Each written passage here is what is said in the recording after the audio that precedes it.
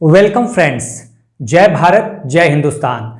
This is Mayank Rajesh and you are watching Info and Study. Friends, here we are talking about the titles of ancient Indian rulers. देखिए, हम जो regular classes है प्राचीन भारत की या ancient history की वो तो खत्म कर चुके हैं, लेकिन मैंने बोला था आप लोगों से कि बीच बीच में मैं एंशिएंट हिस्ट्री के भी कुछ ऐसे वीडियोस लाता रहूंगा जो आपके एग्जामिनेशन पर्पस से that will be very very useful. तो यहां पर देखिए, प्राचीन भारत के जितने महत्वपूर्ण शासक हैं और उनके महत्वपूर्ण टाइटल्स यानी उपाधियां जो हैं वो मैंने एक जगह पे इस वीडियो में कर दिया है। इससे आप एक ही बार में उन सारी उपाधियों को देख पाएंगे और उपाधियों से सवाल बनते हैं एग्जामिनेशन में, ठीक है, खासकर पीसीएस में और दूसरे एग्जाम्स में भी कि किस राजा के किस राजा की उपाधि कौन सी थी, ये आपको एग्जामिनेशन में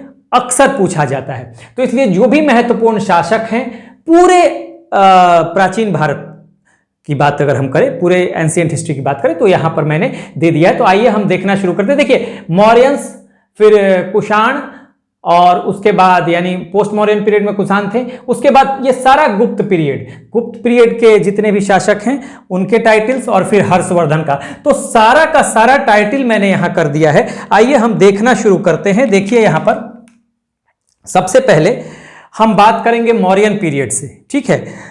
यहीं से आपको एक अखिल भारतीय एम्पायर की या साम्राज्य की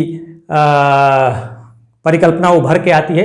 परिकल्पना के आप देखेंगे अखिल भारतीय साम्राज्य पूरे भारत में, ठीक है, मौर्यंस की थी जो चंद्रगुप्त मौर्य ने एस्टैब्लिश किया। तो उनके जो ग्रांड सन हैं चंद्रगुप्त मौर्य के अशोका द ग्रेट जिनको हम कहते हैं, तो ये मौर्यन किंग हैं। और इनकी टाइटल देखिए, इन्होंने जो उपाधि ली थी देवनापिया, इंग्लिश में अगर कहें तो डियर टू गॉड, देवताओं का प्यारा, या फिर प्रियदर्शी भी आपको देखने के लिए मिलेगा। तो ये मौर्यंस के समय हम कह सकते हैं कि अशोक ने ये उपाधि ली।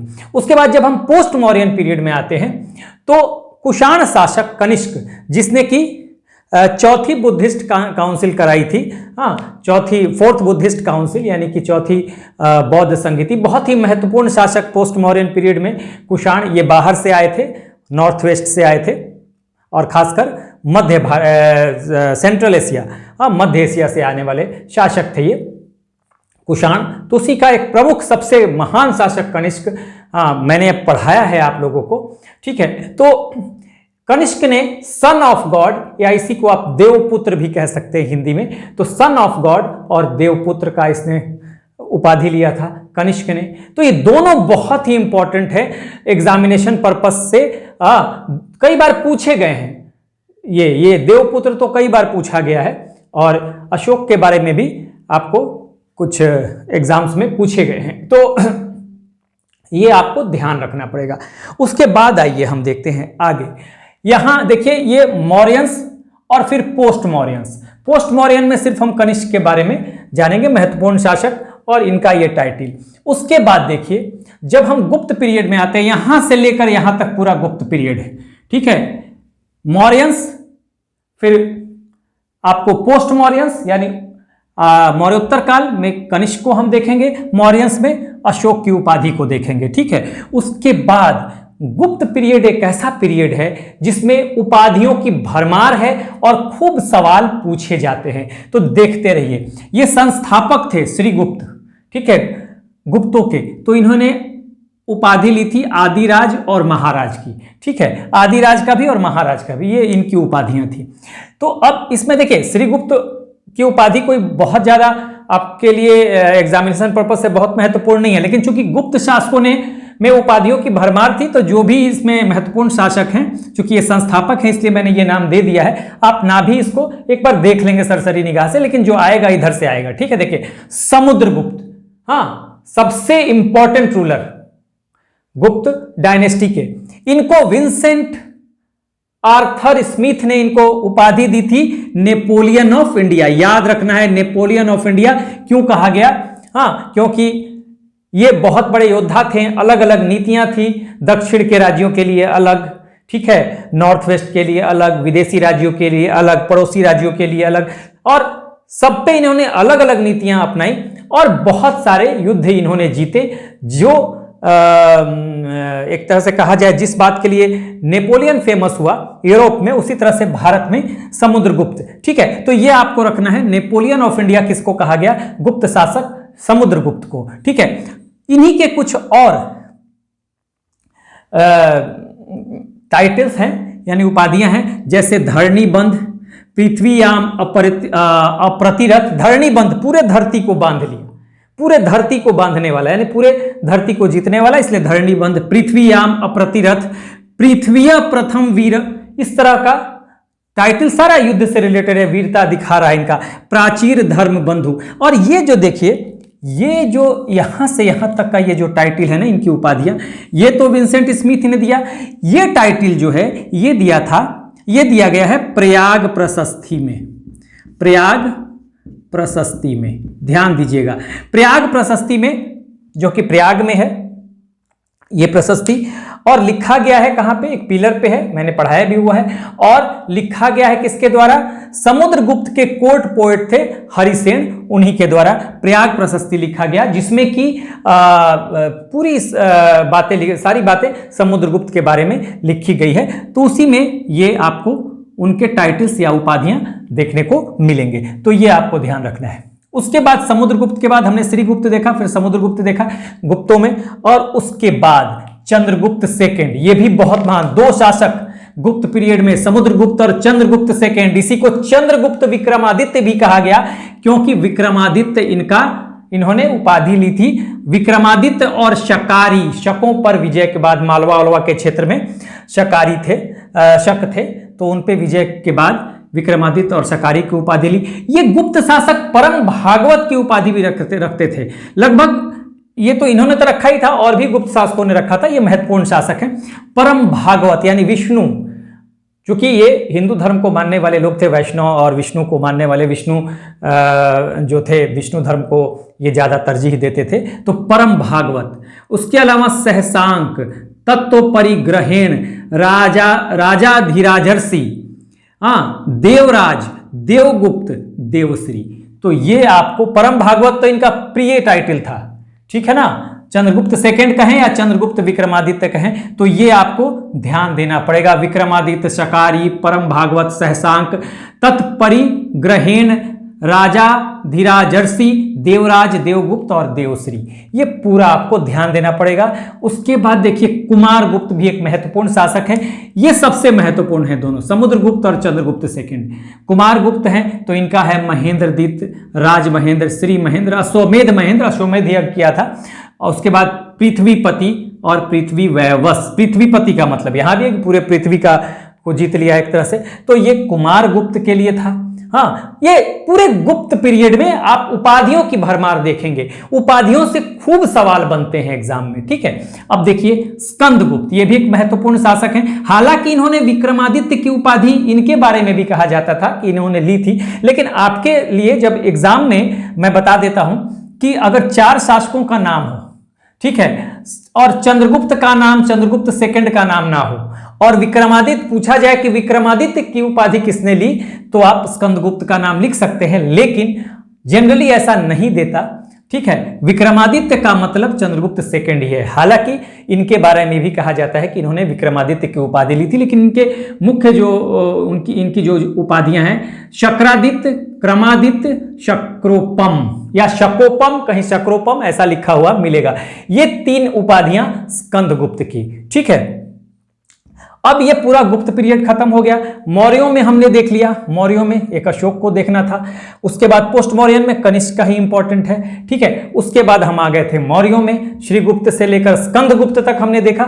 ये महत्वपूर्ण शासक हैं जिनकी उपाधियां एग्जाम में जो है, एग्जाम में इन पे सवाल बनते हैं इनकी उपाधियों पर।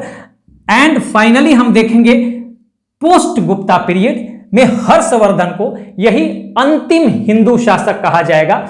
और हर्षवर्धन के शासनकाल के अंत के बाद, यानी कि 606 एडी से लेकर 647 एडी तक हर्षवर्धन ने शासन किया। तो 647 एडी जो है वो वहीं पर आपका जो है प्राचीन भारत का अंत हो जाता है, ऐसा माना जाता है इतिहास में, प्राचीन इतिहास का अंत हो जाएगा। तो हर्षवर्धन को हम अंतिम शासक के रूप में देखते हैं प्राचीन भारत के। और यहां पर इन्होंने जो उपाधियां ली, परम भट्टारक, शिलादित्य, ऐसा कहा जाता है कि शिलादित्य की उपाधि वेनसांग ने दी थी।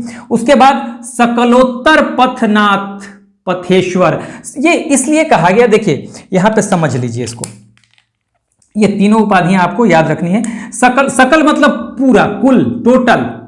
सकलोत्तर, उत्तर का मतलब उत्तर, नॉर्थ। पथ नाथ पथेश्वर, यानी कि सीधी सी बात है कि कहा जाता है कि इन्होंने क्या किया था, हर्षवर्धन ने, देखिए ये अगर भारत है, ठीक है, ये भारत है, अगर हम देखें तो यहां पर देखिएगा, एक मैंने छोटा सा एक मैप बना दिया यहां पे,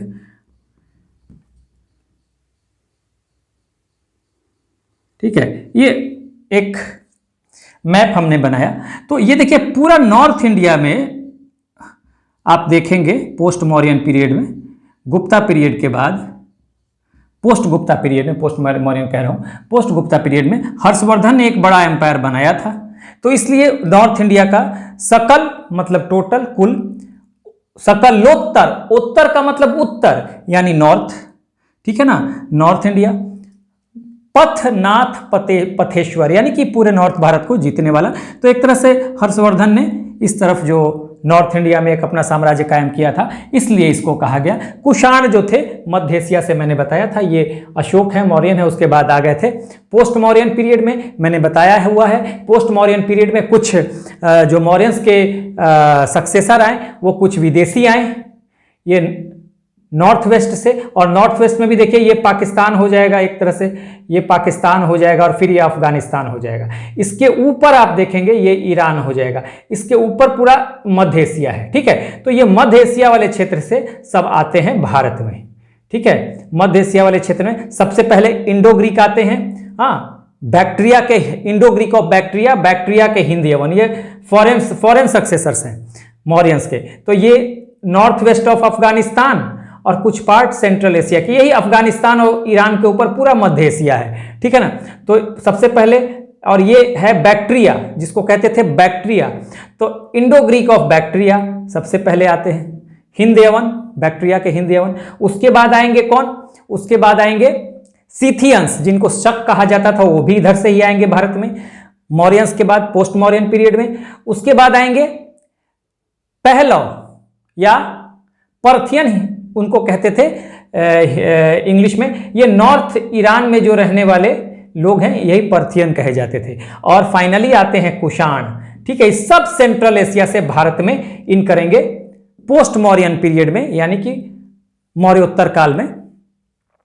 तो कुषाण वंश का जो सबसे अंत में कुषाण आते हैं, उसी वंश का एक महत्वपूर्ण शासक था कनिष्क, और जिसने टाइटल लिया था देवपुत्र या सन ऑफ गॉड का, ठीक है। ये चार तो आपको समझिए कि विदेशी थे जिन्होंने मौर्यों का स्थान लिया था मौर्य साम्राज्य के खत्म होने के बाद। और मैंने बताया हुआ है कि यहाँ पे मौर्यन पोस्ट मौर्यन पीरियड में नॉर्थ इंडिया में दो शक्तियाँ उभर के आएंगी, कौन सी, तो सबसे पहले शुंग वंश, उसके बाद यहीं पे कर्ण वंश, और साउथ इंडिया में एक उभर के आएगा सातवाहन। ये सारे जो थे मौर्यंस के सक्सेसर थे। तो पोस्ट मौर्यन पीरियड की बात मैं कर रहा हूं। तो पोस्ट मौर्यन पीरियड में विदेशी शासक आए, इंडो ग्रीक आए, फिर आपको सीथियंस यानी शक आए, उसके बाद पहलव आए यानी पर्थियंस आए, और लास्ट में कुषाण आए। तो कुषाणों के कुषाण वंश का ही एक महत्वपूर्ण और बड़ा शासक, महान शासक कनिष्क, ठीक है, इसी का टाइटल था देवपुत्र। तो ये आपको याद रखना है, ठीक है, देवपुत्र, सन ऑफ गॉड, देवपुत्र। तो हमने ये सारा टाइटल देख लिया। देखिए ये टाइटल पे खूब सवाल बनते हैं, कैसे, या तो ऑप्शन में दे देगा, ठीक है, ऑप्शन बना के दे देगा, या फिर मिलाने के लिए दे देगा। हाँ, मैच कीजिए, सुमेलित कीजिए, कौन सा टाइटल किसके लिए है। अब थोड़ा सा अंतर भी आप समझ लीजिए। यहां पर देखिए, अब अशोक ने अपने आप को कहा डियर टू गॉड। देखिए डियर टू गॉड, देवताओं का प्यारा, देवताओं का प्रिय, लेकिन वहीं पे कनिष्क ने कहा सन ऑफ गॉड, देवपुत्र। तो यहीं पे इनमें से कुछ शासकों ने, चूंकि वैष्णव धर्म को फॉलो करते हैं और वैष्णव धर्म का अच्छा खासा ग्रोथ हुआ गुप्त पीरियड में, तो इन्होंने परम भागवत अपने आप को कहा। देखिए चंद्रगुप्त सेकंड ने परम भागवत कहा है, ठीक है। और भी शासकों ने कहा इसमें से। परम भागवत का मतलब विष्णु से है, ठीक है। तो परम भागवत, इन्होंने अपने आप को परमेश्वर भी कुछ लोगों ने कहा, परमेश्वर, परम भागवत। यानी कि यहां पर अगर गुप्त पीरियड में देखें तो इन्होंने अपने आप को परम भागवत यानी कि विष्णु के समान रखा, देवताओं के समान रखा अपने आप को एक तरह से देवताओं की उपाधि दी। इन्होंने देवताओं की उपाधि नहीं की, इन्होंने कहा कि हम देवताओं के नजदीक हैं, देवताओं के प्यारे हैं। अशोक ने कहा, तो इसने कहा कि हम देवता के पुत्र हैं। तो इसने कहा गुप्त पीरियड में कि हम तो देवता के समान हैं। ये सभी शासक अपने समय में अच्छे शासक कहे जाते थे। देखिए ये जो होता है इस तरह की उपाधि लेने का मतलब कि जब आप अपने आप को आप रिप्रेजेंट करेंगे कि मैं देवताओं का प्रिय हूं, या हम देवपुत्र हैं, या सन ऑफ गॉड हैं, या फिर हम देवताओं के समान हैं, तो ये अपने आप को दिखाने की कोशिश करते थे कि हमारे बिहेवियर में भी वही है। हम देवताओं जैसे हैं तो व्यवहार भी हम जनता के साथ देवताओं की तरह ही कर रहे हैं। यानी कि किसी के साथ भेदभाव नहीं हो रहा है, प्रजा सुखी रहे, ठीक है। जैसे ईश्वर चाहता है कि उसके जो मनुष्य है वो या कोई जीव जंतु है जिसको वो बनाता है वो सुखी रहे, उसी तरह से ये राजा भी अपने आप को दिखा रहे हैं और जनता के सामने अपने आप को इस तरह से प्रस्तुत कर रहे हैं कि भाई जनता सुखी रहे। हाँ, और इससे क्या होता है, जब ये देवताओं की तरह अपने आप को रिप्रेजेंट करते हैं और अपने व्यवहार में भी उसी तरह से अपना व्यवहार बनाते हैं, बिहेवियर बनाते हैं, तो जनता का विश्वास जीतने में ये कामयाब होते हैं। यही वजह थी कि कोई अपने आप को, अशोक अपने आप को देवताओं का प्यारा कहता है। देवताओं का प्यारा कोई अच्छा आदमी ही हो सकता है, ठीक है, जो बहुत भला काम कर रहा हो। कोई देवपुत्र वही हो सकता है, हाँ, जो कुछ देवताओं की तरह हो, या कुछ अच्छा काम कर रहा हो, या देवता भी वही हो सकता है, जैसे परम भागवत इन्होंने लिखा, या परमेश्वर का मतलब ईश्वर। तो देवता भी गुप्त शासक कहते थे। तो इसका मतलब यही है कि अपने व्यवहार में ढालते थे और इससे ये जनता का विश्वास जीत पाने में कामयाब होते थे। तो आप ऐसा कीजिए कि एक ही जगह आप दो तरीका से इसको रख सकते हैं, या तो नोट डाउन कर ले, नहीं तो आप सिर्फ स्क्रीनशॉट, अभी मैं हट जाऊंगा, स्क्रीनशॉट ले लेंगे। आप स्क्रीनशॉट लेके आप उसका प्रिंट आउट निकाल लीजिए, या स्क्रीनशॉट लेके अगर कंप्यूटर में सेव कर सकते हैं तो सेव कर लीजिए, और बस इसको बार बार देखते रहिए। उपाधियों पे इसके अलावा कोई सवाल नहीं आने वाला है। ये अगर आप पढ़ के जाते हैं, इसको देख के जाते हैं, तो एंशिएंट हिस्ट्री का जितना भी उपाधि है ना, जितना भी टाइटल्स है महत्वपूर्ण शासकों का, सब यहां पर मैंने दे दिया है। इससे बाहर कुछ नहीं आने वाला है। ये सारे जो टाइटल दिए गए हैं कहीं ना कहीं किसी ना किसी एग्जाम में पूछे गए हैं। सिर्फ इसको आप श्रीगुप्त के बारे में तो नहीं पूछा जाएगा, लेकिन आप ध्यान रखिए, ठीक है, बस आपको ध्यान रखना है।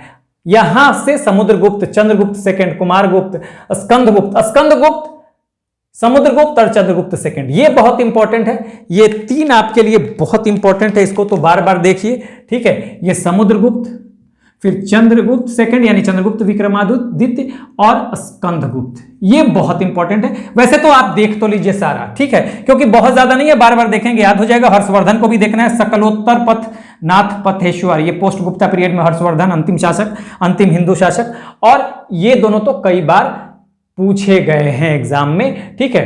तो इसको आप ध्यान रखिएगा। ये पूरा का पूरा आपके पास ये उपाधियां जो हैं आ गई हैं, इसी से सवाल आएगा, उपाधियों से, पूरे प्राचीन भारत का, एंशिएंट हिस्ट्री का, जो जितने भी एंशिएंट हिस्ट्री में महत्वपूर्ण शासक हैं और उन शासकों ने जो भी उपाधियां ली, सारा का सारा यहां अवेलेबल है। तो आप एक बार स्क्रीनशॉट ले लें। So this is the end of the video. Do like, share and subscribe. Take care. Keep smiling. Jai Hind.